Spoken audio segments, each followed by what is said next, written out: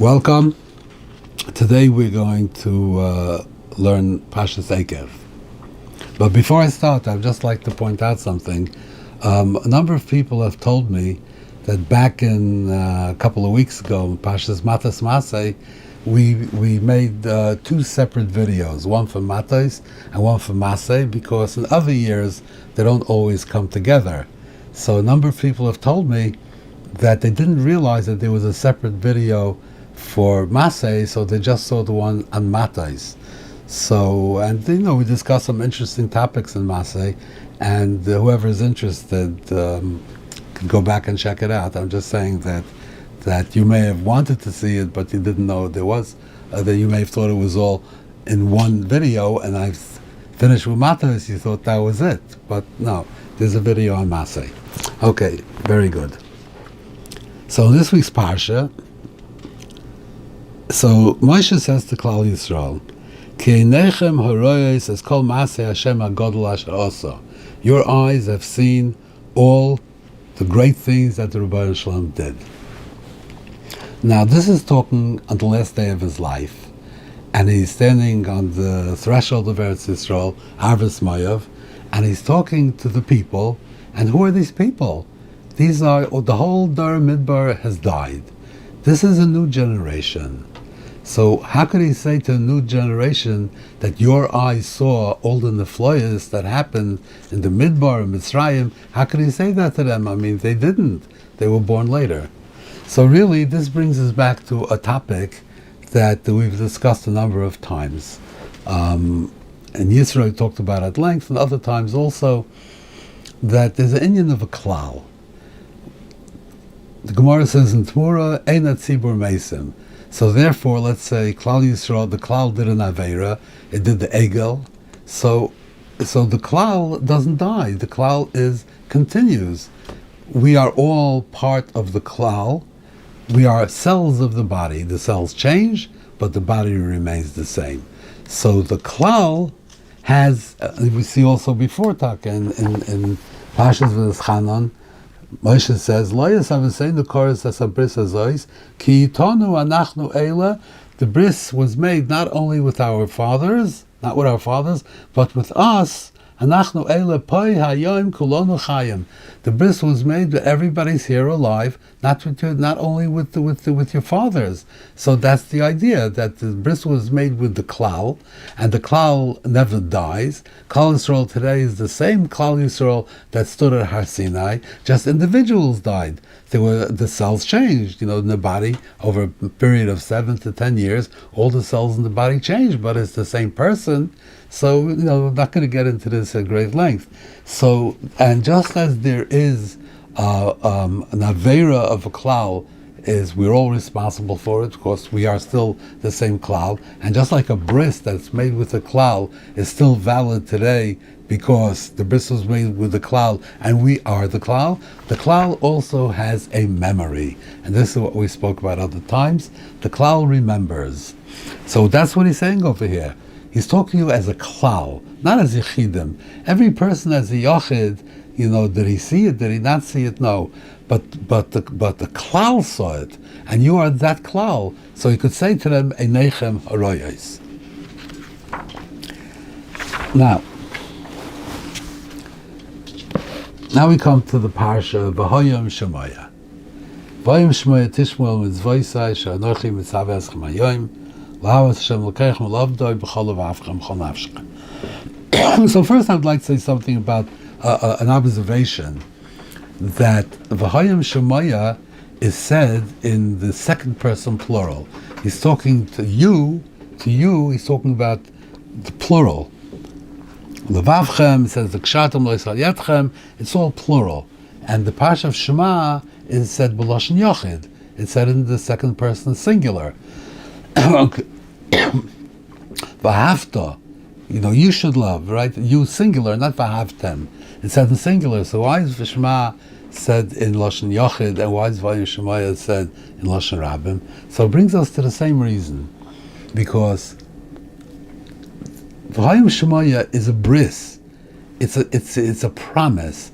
V'ayim Shemaya Tishmu, then Nesatim Taratzchem B'Teyar Malkash. then it's going to happen. Like B'chokaisai says, if you listen to B'chokaisai Teleichu, then everything will be good.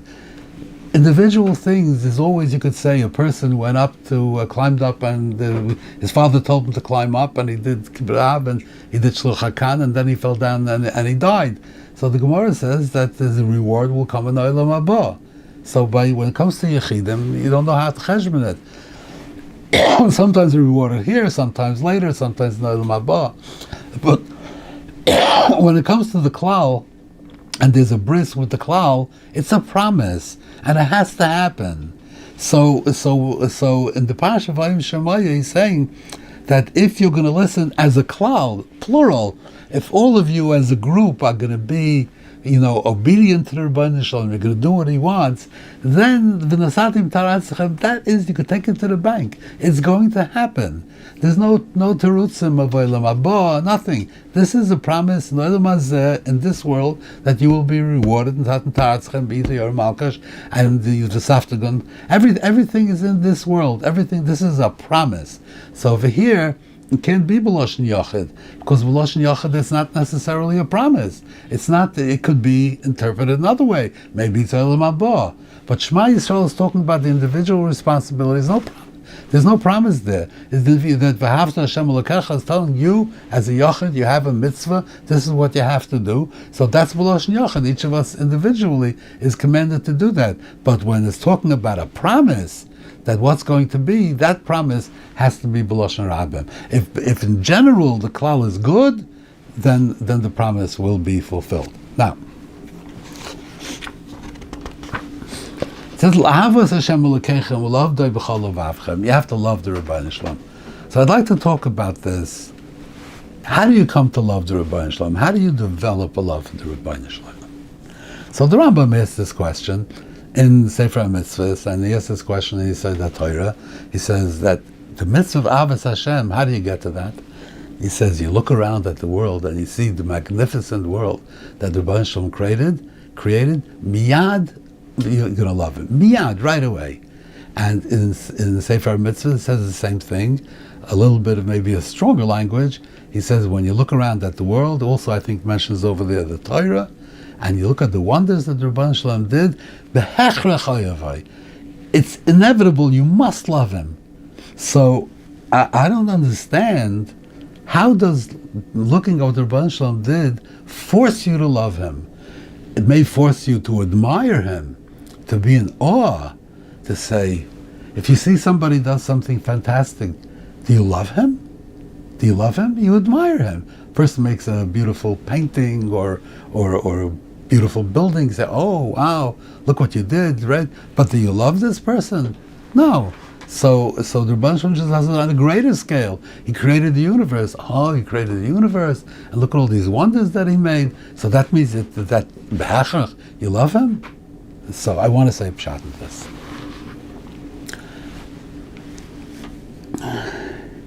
The Rambam says in Shmoyne Prakim, he says it also extensively in Mar Nevuchim, but I don't think he ever says it as strongly as he says it in Shmoyne Prakim at the beginning of the fifth parak. What is the chiyuv of a person? What is a person supposed to do? Rambam says as tzorech le'odam sheyishabed koyches nafshay kulam lefi adas, that this you have to take all your koyches v'yosim l'neged einav tomet tachlas achas. There's only one goal. Everything that you do, all your koyches should be directed at one goal. Vehi hasogas Hashem yizbarach k'fi yecholes ha'adam l'das oisai yedias Hashem, to the extent of your ability, to the extent of your intellectual powers, you have to come to as much as possible to be masik the Rebbeinu Shalom. Yedias Hashem v'yasam puloisav kulam. Everything he does, tunuoisav v'nuchaisav chol dvarav meviim lezu atachlis. Everything is for Yedias Hashem. Ad shelo yeh b'fuloisav davar mepoil hevel. What does hevel mean? What does hevel, the Rambam says? Ritzaini loimer poil shelo yovi el zoisa tachlis. Anything which does not lead you to the tachlis of hasaga of Yedias Hashem, that's hevel. Okay, it says more, but that's enough. That's enough. So everything is Yidiyas Hashem. So I want to explain this. Why? So we're getting back to the question of what's the purpose of creation? Why did the Rebbe Hashem create the world? I think we spoke about this in Parshas Bereshis, but the Gemara says in Brachas, why did he want to create the world? Why did he need to create the world? Anytime you want and need something, it means that there's a void that needs to be filled. If you have no voids, you don't have any wants, you don't have any needs. The person is not missing anything. Why does he want anything? So we talk about the Rebbeinu Shalom Kaviyachol. When you talk about his wants and his needs, they mean something else. He wanted to create the world. What does that mean? So the Gemara says in Brachas and Daf Tes, I think, that Ein Tzur Kelikenu, the Gemara says Ein Tzayer Kelikenu. The Rebbeinu Shalom is the divine artist. The Rebbeinu Shalom is the creator, not because he created the world. The Rebbeinu Shalom created the world because he is the creator. This is one of the midas of the Rebbeinu Shalom, that the Rebbeinu Shalom is a creator, and therefore he creates. Who knows what he created? We know our world. To a certain extent, we know our world. But who knows how many other worlds he created that have no resemblance at all to our world? Who knows? But the Rebbeinu Shalom is a creator. He creates. So he created the world. He's an artist. He's the divine artist. He created this world. That's what he did. So he didn't create the world because he had a need for something, because there was a void. He created the world because he's a creator, because it's his midah. His midah is to create, so he created this world. This is his masterpiece, one of his masterpieces. This is a fantastic masterpiece. The Medrash Tanchuma adds something else to this. Medrash Tanchuma says that when a human artist creates a painting, he praises the painting. When the Rebbeinu Shalom creates a painting, the painting praises him. Like, Rembrandt makes a painting and he examines his work and he takes a look and says, I did a good job over here. Look at this. Look at how we use light and brushwork and foreshortening, and I did a very good job. He praises his painting. When the Rebbeinu Shalom creates a painting, the painting praises him. That means the Rebbeinu Shalom creates a world which is not only a physical world, a world which is insentient. The Rebbeinu Shalom creates a world that has people, that have intellect, that have bechira, and they can recognize him. This is way beyond. He created a masterpiece that the masterpiece itself is able to recognize the painting. The painting can recognize the painter, which is fabulous. But he could have made a world with people, with intellect. He'd be Megala himself to them, and they would recognize him. It would also be fantastic. No painter can do such a thing. He made a world where the people have intellect, and they see the Rebbeinu Shalom, he's Megala himself, and they recognize him. Fantastic. But he did more. He made a world where he's not Megala himself, and he gave people Bechira, and the people, through their Bechira, can recognize the Rebbeinu Shalom, which takes the masterpiece to another level completely, where he gave them free choice, and they have the ability to recognize him or not recognize him, and that's what he wants. He wants that you should recognize him of your own Bechira, and that is the fulfillment of the masterpiece. This is his vision. This is what he wants. This is the artistic design, to create a world that can recognize the artist, the creator. Now, unbelievable. So now, what happens if people, and that's really the explanation of the whole Golus of Mashiach, because the idea of Mashiach is that at the end the whole world should, Molech Kol Haaretz De'ez Hashem, the whole world should recognize him. But how's that going to happen? So if we call it Chayev, then he'll come, because it's, forget it, nobody's going to recognize him. So you might as well be Megal himself. At least you'll have, instead of having 100% fulfillment, you'll have a 90% fulfillment. The last part won't be fulfilled. But meanwhile, this whole time, with the struggle of our goals is to come to the point where the whole world will recognize the Rebbeinu Shalom without him being Megal himself to us. There comes a case or a certain point where it's not going to happen. So in a certain sense, the painting is a failure. It's not what the Rebbeinu Shalom, fully what the Rebbeinu Shalom wanted. But it's not the Rebbeinu Shalom's failure, because he designed it this way. He designed it that people should have Bechira. And if they exercise the Bechira properly, and they do recognize the Rebbeinu Shalom, then you have 100% fulfillment of the masterpiece, of their own Bechira. If they don't, then maybe it's only 95%. And it's just not completely, but this is the way the Rebbeinu Shalom designed it. It's not, he gave away the choice. He gave it away to people. You have the Bechira. It's up to you. Either you do it or you don't. If you do it, then it's completely fulfilled. If you don't, then it's not fulfilled. So you think to yourself, I want to give the Rebbeinu Shalom a gift. What can I give the Rebbeinu Shalom? Something, a true gift. What can I give him that he doesn't have?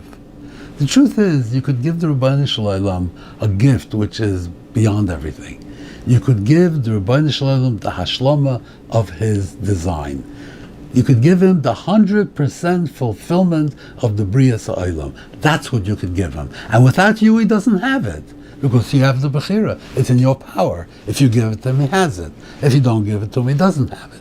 Yediyas Hashem means that we should look around the world with Bechira, and we should say and search for the Rebbeinu Shalom and find him as much as we can with our Bechira. That is the hashlama of the Bria, and that is a gift that we could give him, that without us he would not have it. So if we look at the world, and not stam, oh, nice tree, but look at the world with understanding that this is the Bria of the Rebbeinu Shalom, this is Ein Tzayir Kelekenu, then you're giving him a phenomenal gift. And we know, it says in the Sforim, the whole world knows, that the ones to whom you give are the ones that you love. The more you give, the more you love. So if you come to Yediyas Hashem, you've given the Rebbeinu Shalom a tremendous gift, then behechrik you're going to love him. Because you've given him so much, then you're definitely going to love him. This is the mitzvah, Avos Hashem. This is what Avos Hashem is. Not looking at an admiration. Understanding that this is what the Rebbeinu Shalom wants from us, that we should recognize him, and then if we do that, then we've given him a gift, and then we have no choice. We have to love him. I see sometimes people that work with these severely developmentally, retarded. I don't say the word retarded. So children that don't have, not really conscious or cognizant, and they work with them and take care of them. I've seen this sometimes, and the love that the nurses have for them is incredible. And this, because the more you give, it's so much that you give to this child. They always love. Okay, good. Now, La'avos Hashem Elokeichem. So Rashi says like this. Shaloi Toimer Harei. I just want to say over something that I heard from the Mashgiach. Shaloi Toimer Harei Ani Loimed B'Shvil She Yosher. I don't want to be rewarded by being rich. B'Shvil She Ikori Rav. People can call me a Rav. B'Shvil She Kabel Schar. Kol Ma Shetase Asu Ma'ava. Anything to fulfillment, all the mitzvahs should be done ma'ava. V'soifa kavod lavai. In the end, you're going to get rewarded. So why is he saying v'soifa kavod lavai? Why is he saying v'soifa kavod lavai? Do it ma'ava. It's not that you're going to. I have to reassure you. Do it ma'ava, but in the end, you're going to get your reward. Why do we need that? It takes away from the ava if I'm reassuring you that you're going to get a reward. So I once spoke to the Mashgiach about this. We learn b'chavrusa. Which Mashgiach? Oh, okay. Rav Matzio Solomon. In my chavrusa we had Sidorim. So we weren't learning Chumash together, but when sometimes we discuss the Chumash. I asked him this question: what's the Sefer Kavod Lavai? So he told me that he asked this question to Rav Chaim Kanievsky, and Rav Chaim Kanievsky told him, Ich hab bemerkt, I noticed. And when he told me, when he told me this, Ich hab bemerkt, he laughed. He says, Rav Chaim Kanievsky bemerkt means his global view of Shas. He noticed that every time it talks about Ava, it says Sefer Kavod Lavai. Why? He said because the Ma'aser of Tzaddik Baisis, when the Mishnah, when Antigna said that he should not be Kavodim Misham Shem Esrabam Nas Kabel Schar. So they thought that there is no schar, and then they went off and they formed their their sects, their kfira, and they were kaifer be'ikr, and so tzaddik ubaises. So he says that you can never say that you just ava without saying sofer kavod lavai, without reassuring people that that there will be a reward. It takes away a little bit for David true, but the risk is too high. So Chazal always say sofer kavod lavai. Thank you very much, and I hope to see you again next week.